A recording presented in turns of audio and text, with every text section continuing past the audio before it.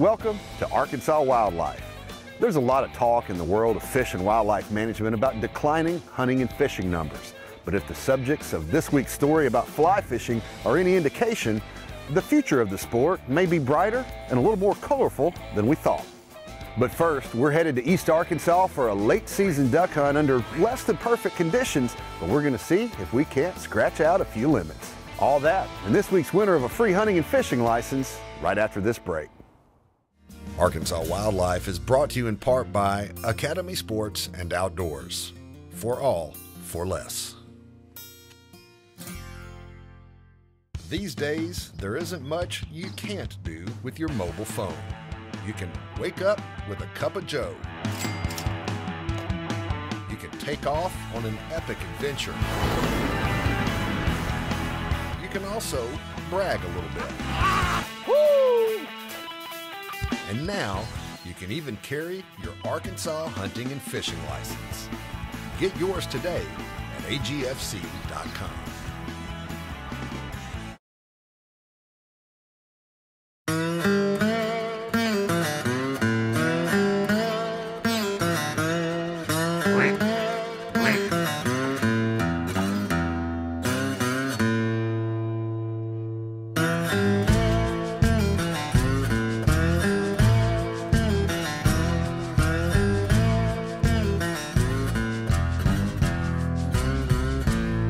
This hunt took place in southeastern Arkansas, not far from Holly Grove, as the crow flies not very far from the lower White River and White River National Wildlife Refuge. It was in mid-January, so pretty much a late season hunt with some educated ducks, and we were hunting with the guys from Gamebusters Guide Service. We basically were tagging along as the guys from Gamebusters were guiding some clients who were from Kansas, had come down to Arkansas to hunt, and they graciously agreed to let us jump in the hole with them with our cameras and participate in the hunt. The hole we hunted today we call the bush hog hole. It's nothing special. It's an opening in the middle of a CRP thicket. The CRP's 12, 15 years old, 20 foot high, no big tree tops, no acorns.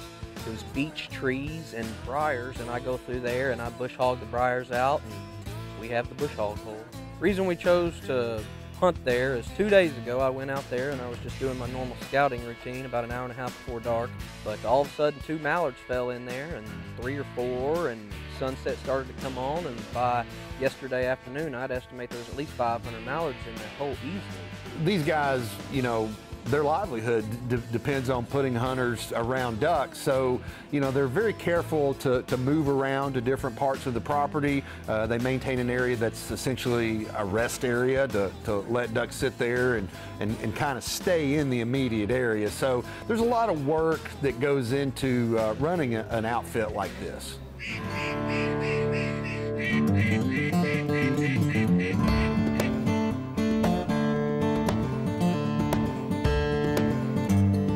In the morning with the wind, it was a very overcast day, and it didn't take us long at all to realize that the way we had set up for the shoot wasn't going to work.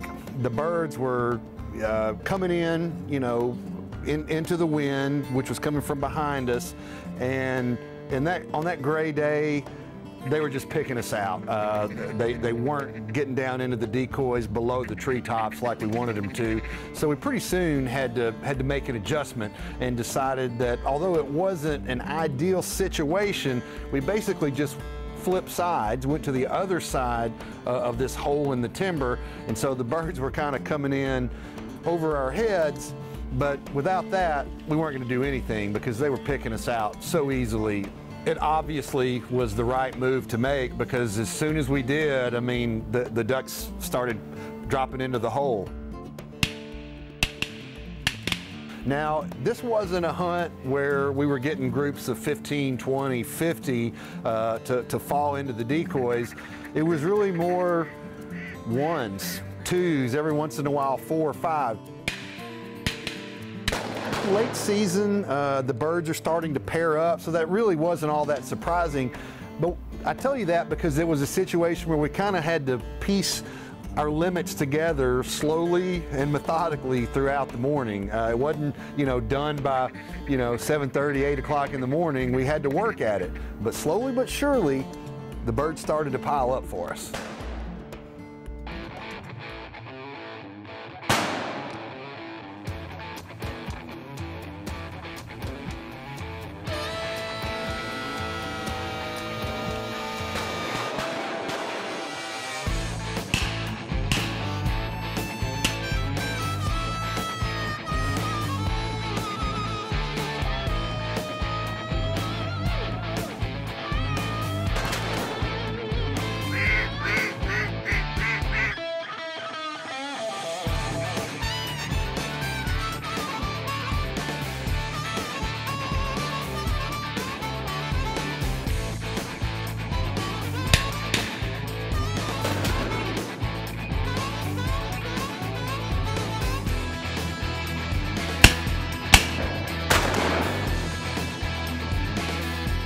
Pretty soon, you know, we had quite a few ducks on the straps, and it really didn't seem like it was really all that fast and furious, but slowly but surely, you know, we put together several limits. If you had asked me about 30 minutes into the hunt what kind of day it was going to be, I would have said it was going to be nothing. I mean, because the conditions just weren't what you really look for in the timber. You really want some sunshine, and that's not to say ducks don't use the timber when it's cloudy, because they do. But it's just harder to hide. You know, the whole idea of hunting in the timber, you want to get on the shadow side of the tree. That makes you really disappear, whereas when it's cloudy, the ducks can really pick you out, and these were not ideal timber conditions on this morning. To get your return in your work and to see it come together that one day, or that one bird, or anything, or just the smiles or the congratulations and thank you, makes the 9 months that you don't see this place all worth it. It just goes to show that persistence and making some adjustments can make a difference. And even when the conditions aren't great, if you stick with it, sometimes the plan comes together and you end up having a great hunt.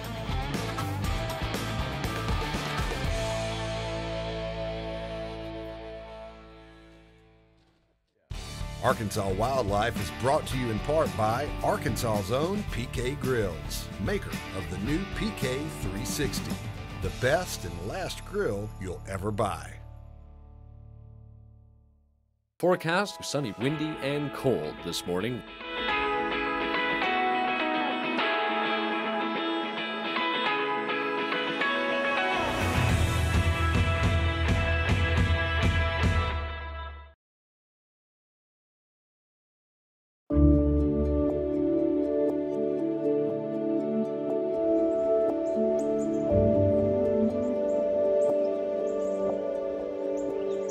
These are some of the images that likely come to mind when you think about fly fishing. But there's a new generation of fly anglers taking to the water, and they just might change your perception of the sport.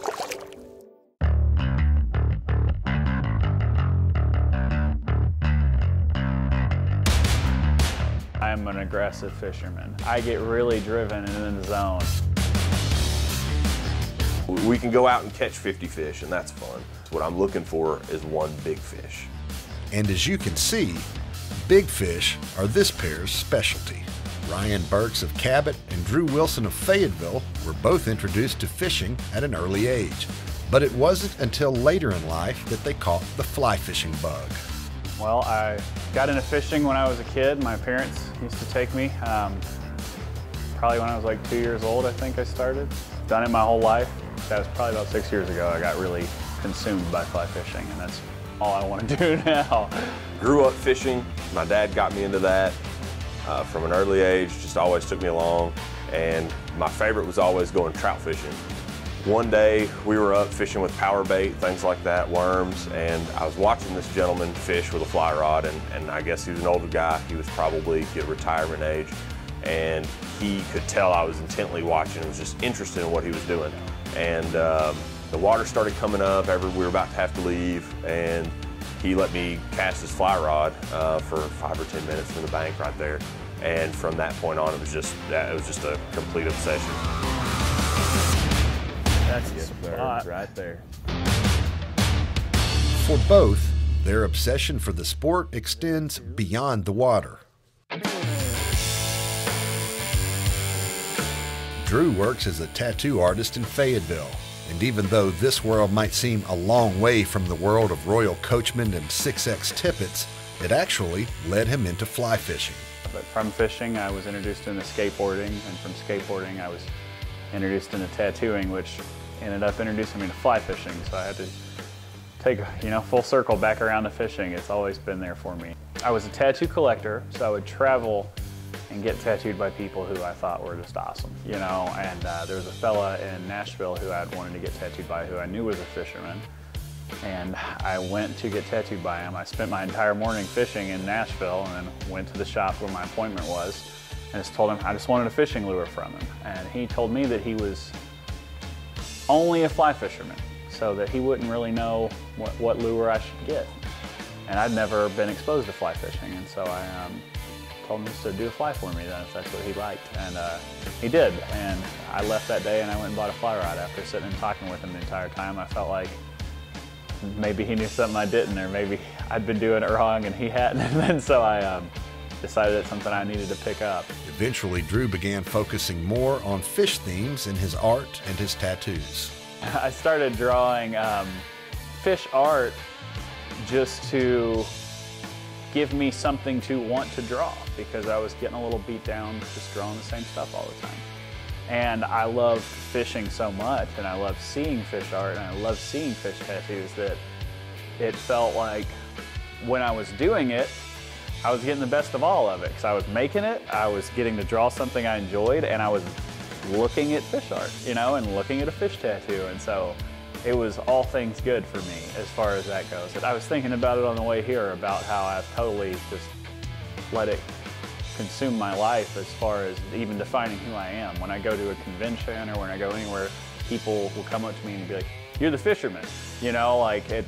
It's a crazy thing to me that people even know who I am when I go anywhere, but to be known as the fisherman or the fishing tattooer, it puts a smile on my face. I love that.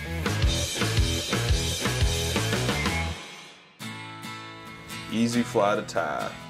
Ryan, on the other hand, learned the art of fly tying out of necessity. I probably started tying flies when I was 13 or 14. When I first got started in it, it was under the mistaken idea that it was going to save me money. If you look around this room, you can tell that it probably doesn't save me any money. There's stuff everywhere. But ideally it was because I was a kid and my fly fishing budget was based on my allowance and how many yards I could mow, things like that. So I absolutely had to budget what I could, and flies are $2 a piece at the store, and I got to doing the math and thought that I could tie them cheaper. My flies may have only lasted for one fish, but I could tie them cheaper, and that's kind of how I got started, and it evolved from there. That evolution led Ryan to start swinging bridge flies. Swinging bridge flies is kind of only really maybe 3 or 4 years old, I guess. I started tying flies commercially for a fly shop when I was in college, just some extra money, something that I enjoyed doing. So I was in my dorm room tying flies. That fly shop actually closed down, and I was left with all these wholesale accounts and stuff like that I order from, and had to figure out something to do with it to keep it going. So started marketing swinging bridge flies, and that's that. The satisfaction he gets from creating his own flies is unmatched. To me, it's super cool. It's kind of like calling ducks or anything else like that. Just the interaction that you get with the fish from something that you made, fly that I made myself. It does what I want it to do in the water, and it gets the result that I want. Fish comes out and eats it. It's just kind of cool to see it all come full circle. And I try as much as I can to put in feathers from ducks that I've killed, and deer tails and deer hair that from deer that me and my buddies have harvested. And it's just a lot of fun that way. It was probably inevitable that these two anglers would meet, but in this age of social media, Instagram sped up the process. I met Ryan through Instagram, and I was following him, looking at the flies he was tying, and he was following me, looking at the tattoos I was doing. And I was visiting my mom in Little Rock on Thanksgiving one year, and I was messaging Ryan once about coming up and fishing with him. So I woke up at the same time as my mom did when she was going Black Friday shopping, and I drove up to the Little Red at 4 in the morning to meet Ryan, and we went fishing. Yeah, I think he had just seen me putting pictures up of fish on the Little Red and fish I was catching. He happened to be coming down. I happened to be having a day off, whatever the case was, but he sent me a message, "Hey man, would you show me where you're catching some of these fish at?" And said, come on down, you know, and so we hooked up, went fishing, and been friends ever since. Coming up after the break, we'll head out with these two in search of trophy trout on the Little Red River. Arkansas Wildlife is brought to you in part by the Arkansas Game and Fish Foundation. Support wildlife and conservation education in the natural state. Become a member today.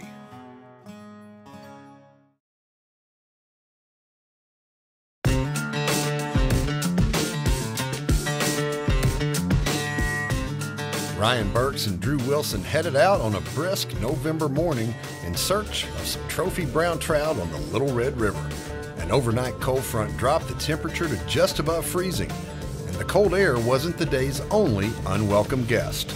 Right now, you know, fishing for brown trout primarily, throwing big streamers, long, you know, 5-inch, 6-inch long flies, kind of trophy hunting, I guess, if you will, for trout.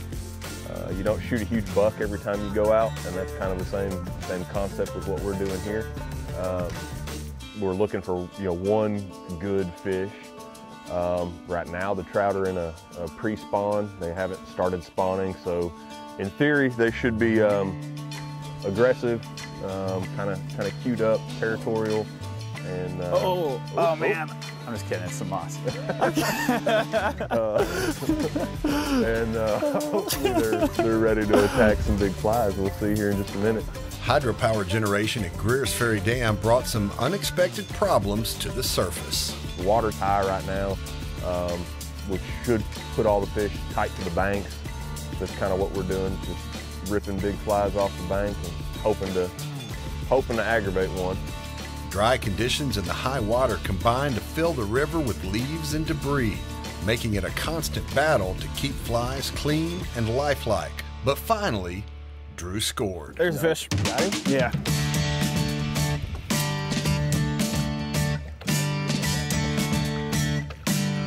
Man, those rocks look so good. I was just saying it. Come on, buddy. Stay with us.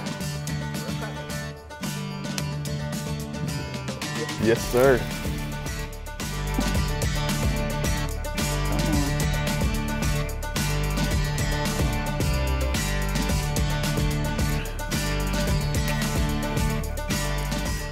And soon, Ryan was on the board.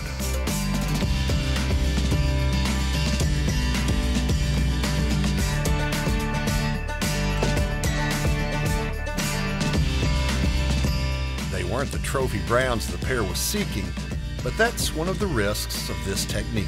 Streamer days are kind of funny because you'll have days where you cast all day, and catch 2 or 3 fish if you're lucky, and then you'll have days where you go out and you catch 30. You just never know what you're going to get, and it's those 30 days that really keep you coming back. But even on those days where you catch, you know, 2 or 3 fish in a day, it's still a good day. Ryan has spent much of his life on the Little Red River and has noticed a change in the demographics of fly anglers in recent years. But there's definitely a lot of younger people getting into it now. Seeing a lot more ladies, you know, women involved in it than what I used to typically. So it's definitely changing a lot. There's a lot of the 20 to 30, and you know, you see a lot of fathers and sons and daughters and stuff like that out on the water now. And while the fishing may not have been the greatest, when you tie flies like Ryan, there you go, brother. Sometimes a day on the water can be followed by a trip to the bank. It's the guy that hit me up on Instagram, wanted some streamers, and happened to be on the river today, so made a little waterside transaction. It wasn't exactly the kind of trip that resulted in Drew and Ryan loading Instagram with big fish pictures, but it's hard to beat even a slow day on an Arkansas trout stream. Not better than sitting around on the couch, you know, beautiful day, sun shining, can't ask for much more. Arkansas Wildlife presents the Watch and Win giveaway. During each episode of Arkansas Wildlife, we'll give away an Arkansas resident hunting and fishing license, a $35.50 value provided by Academy Sports and Outdoors. Visit the Arkansas Wildlife webpage at arkansaswildlife.com and click on the Watch and Win icon to enter. This week's winner is Steve Stevens from Fayetteville. Congratulations and thanks for watching.